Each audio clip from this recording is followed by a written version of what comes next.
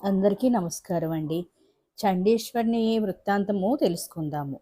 ఒకానొకప్పుడు చిదంబర క్షేత్రంలోని యచ్చదత్తనుడు అనే బ్రాహ్మణుడు ఉండేవాడు. ఆయనకు శర్మ అనే కొడుకు ఉన్నాడు. ఆ కొడుకు వేదం నేర్చుకున్నాడు. ఆయన వేదమును చక్కగా సుస్వరంతో చదివేవాడు. ఎప్పుడూ స్వరం తప్పేవాడు కాదు. గోవులను దేవతలని నమ్మిన పిల్లవాడు.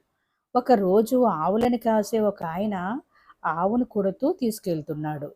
అది చూసిన ఆ పిల్లవాడికి మనస్సు బాధపడి, నేనే రేపటి నుండి ఆవుల్ని కాస్తాను.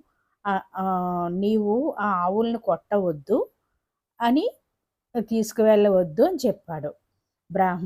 బ్రాహ్మణుడు బ్రహ్మచారి వేదం చదువుకున్నవాడు. ఆవులను కాపాడితే మంచిదే కదా అని ఊళ్ళో ఉన్న వాళ్ళందరూ ఆవుల వెనకాల ఆ పిల్లవాడిని పంపించారు. ఆ పిల్లవాడు వేద మంత్రాలను చదువుకుంటూ వాటిని స్పృశించి వాటిని జాగ్రత్తగా కాపాడుతూ ఉండేవాడు. వేదములో వేదములోని కొన్ని పన్నాలకు కొన్ని శక్తులు ఉంటాయి. ఆవుల్ని రక్షించడానికి ఆ పన్నాలను చదువుతూ వాటిని కాపాడేవాడు. ఆవులు సంతోషించి ఆ పిల్లవాడు కూర్చున్న చోటికి వచ్చి అతడు మంచినీళ్ళు తాగడానికి ఒక కుండ తెచ్చుకుంటే ఆ కుండలోని పాలు విడిచిపెడుతూ ఉండేవి. రోజు ఇచ్చే పాల కన్నా ఎక్కువ పాలను ఇంటి దగ్గర ఇచ్చేవి. ఆ పిల్లవాడు ఆవుల్ని ఎలాగో పాలు విడిచిపెడుతున్నాయి కదా! వట్టినే కూర్చోవడం ఎందుకని ఆవులు ఆహ్, విడిచిన పాలతో అభిషేకం చేయదలిచాడు. రుద్రం చదవడం కన్నా గొప్పది మరొకటి లేదు. అందుకే లోకమునందు సన్యసించిన వారు కూడా రుద్రాధ్యాయం చదవాలని నియమం. రుద్రాధ్యాయము అంత గొప్పది. అది చదివితే పాపములు పటాపంచలైపోతాయి. అటువంటి రుద్రం చదువుతూ ఇసుకతో శివలింగం కట్టి ఆ పాలను తీసి రుద్రాధ్యాయంతో అభిషేకం చేస్తూ ఉండేవాడు. ఒకరోజు అటువంటి అటు నుంచి ఒక వెర్రివాడు వెళ్ళిపోతున్నాడు. అయ్యో! ఈ పిల్లవాడు ఈ పాలనన్నిటినీ ఇసుకలో పోసేస్తున్నాడు. ఇంకా ఆవులు ఎన్ని పాలిచ్చునో అని వెళ్ళి ఆ పిల్లవాడు తండ్రికి చెప్పాడు. చెప్తే యక్షదత్తునికి కోపం వచ్చింది.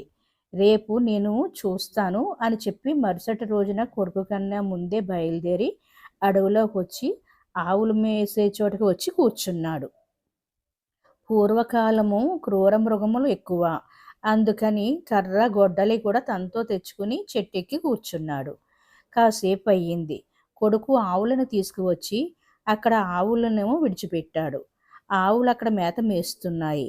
ఈయన సైకతలింగం తయారు చేసి సైకత ప్రాకారములతో శివాలయం నిర్మాణం చేశాడు. తరువాత చక్కగా ఆ ఆవులు తమంతా తాముగా విడిచిపెట్టిన పాలతో రుద్రం చదువుతూ అభిషేకం చేసుకున్నాడు. ఆయన మనస్సు ఈశ్వరునియందు లయం అయిపోయింది. అతను పరవశించిపోతూ సైకతలింగంనకు అభిషేకం చేస్తున్నాడు. అవును, అతను చెప్పింది నిజమే. వీడు ఇసుకలోని పాలు పోస్తున్నాడు. దూరంగా చెట్టు మీద ఉన్న తండ్రి చెట్టు దిగి పరిగెట్టుకుంటూ వచ్చి పెద్ద పెద్ద కేకలు వేసి పిల్లాడిని భుజాల మీద కొట్టాడు. ఆ పిల్లాడికి బాహ్యస్మృతి లేదు. అతను అభిషేకం చేస్తూనే ఉన్నాడు. కోపం వచ్చిన తండ్రి తన కాలితో అక్కడ సైకతలింగం తన్నాడు. అది చిన్నాభిన్నమైపోయింది. అప్పుడు పిల్లవాడు బాహ్యస్మృతి వచ్చింది. తండ్రి వచ్చినప్పుడు గొడ్డలి అక్కడ పెట్టాడు. ఆ పిల్లవాడు వచ్చినవాడు తండ్రియా లేక మరొకడా అని చూడలేదు. ఏ పాదము శివలింగంపై తన్నిందో ఆ పాదము ఉండడానికి వీలు లేదని గొడ్డలు తీసి రెండు కాళ్ళను నరుకుపోయేటట్లు విసిరాడు. తండ్రి కాళ్ళు రెండు తొడల వరకు తెగిపోయాయి, కింద పడిపోయాయి. నెత్తుటి ధారలు కారిపోతున్నాయి. కొడుకు చూశాడు. శివలింగంను తన్నినందుకు నీవి ఫలితం అనుభవించవలసిందే అన్నాడు. నెత్తురు కారి తండ్రి మరణించాడు. ఆశ్చర్యంగా అక్కడ చిన్న భిన్నమైన సైకతలింగంలోంచి పార్వతీ పరమేశ్వరులు ఆవిర్భవించారు. నాయనా, ఇంత భక్తితో మమ్మల్ని ఆరాధించావు. అపచారం జరిగిందని తండ్రి అని కూడా చూడకుండా రెండు కాళ్ళు నరికావు. మనుష్యుడివై పుట్టి తపస్సు చెయ్యకపోయినా, వరం అడగకపోయినా నీకు వరం ఇస్తున్నాను. ఇవాల్టి నుండి నీవు నా కుటుంబంలో 5వ వాడవు. నేను, పార్వతి, గణపతి, సుబ్రహ్మణ్యుడు. 5వ స్థానం చండీశ్వరునిదే. నిన్ను చండీశ్వరుడు అని పిలుస్తారు.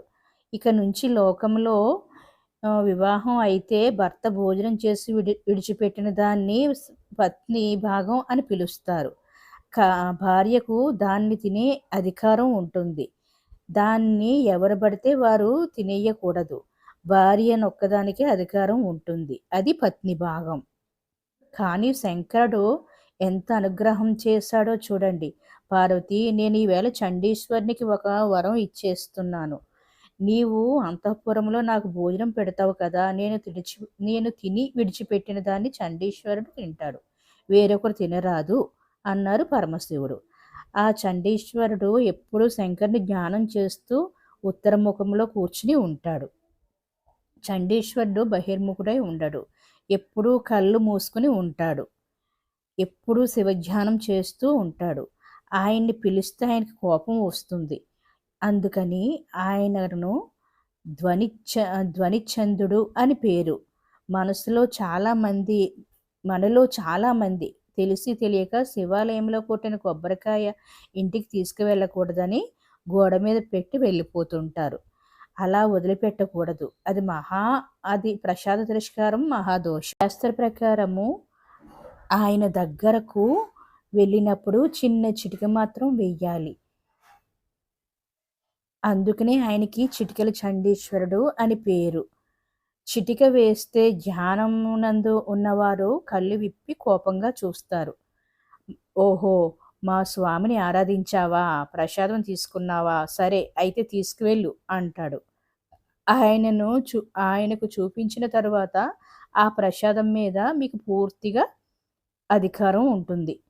దాన్ని మీరు ఇంటికి తీసుకువెళ్ళవచ్చు. లోపల శివుడికి ఒక్క ముక్క ఉండిపోయింది. అది చండీశ్వరుడికి వెళ్ళిపోతుంది. మీకు ఇచ్చినది ప్రసాద రూపము. దాన్ని మీరు గుడియందు విడిచిపెట్టి వెళ్ళిపోతే మీ కోరిక తీరదు. అందుకని శివాలయంలో ఇచ్చిన కొబ్బరి చెక్కను కానీ ప్రసాదంను కానీ అక్కడ వదిలిపెట్టేయకూడదు. నంది మీద కూడా పెట్టకూడదు. చండీశ్వరుని స్థానమునందు చప్పట్లు కొట్టకూడదు. చిటికి చిన్నగా మాత్రమే వేయాలి. అంత పరమ పావనమైన స్థితికి చేరినవాడు చండీశ్వరుడు. ద్రవిడ దేశంలో శివాలయంలోని ఊరేగింపు జరిగితే నందిని తీసుకువెళ్లరు. చండీశ్వరుడు ఉంటారు ఉత్సవమూర్తులతో. పార్వతీ పరమేశ్వరులు, గణపతి, సుబ్రహ్మణ్యేశ్వరుడు, చండీశ్వరుడు ఈ 5ంటిని ఊరేగింపుగా తీసుకెళ్తారు. పరమేశ్వరుడు చండీశ్వరుని 5వ స్థానం, పరమేశ్వరుడు చండీశ్వరునికి 5వ స్థానం ఇచ్చారు. ఒకసారి శివాలయంలో మనం గడప దాటి అడుగు పెడితే అటువంటి మూర్తులను దర్శనం చేసి, శివ దర్శనం చేసి అమ్మవారిని చూస్తాము. మన భాగ్యమే భాగ్యం. అందుకే శివాలయం, విష్ణాలయం ఈ 2 లేని ఊరు పూర్వం ఉండేది కాదు. ఈ 2 ఉండి తీరాలి. ఓం నమో పార్వతీ పరమేశ్వరాయ నమః. సర్వే జన సుఖినో భవంతు. ఓం శాంతి శాంతి శాంతి.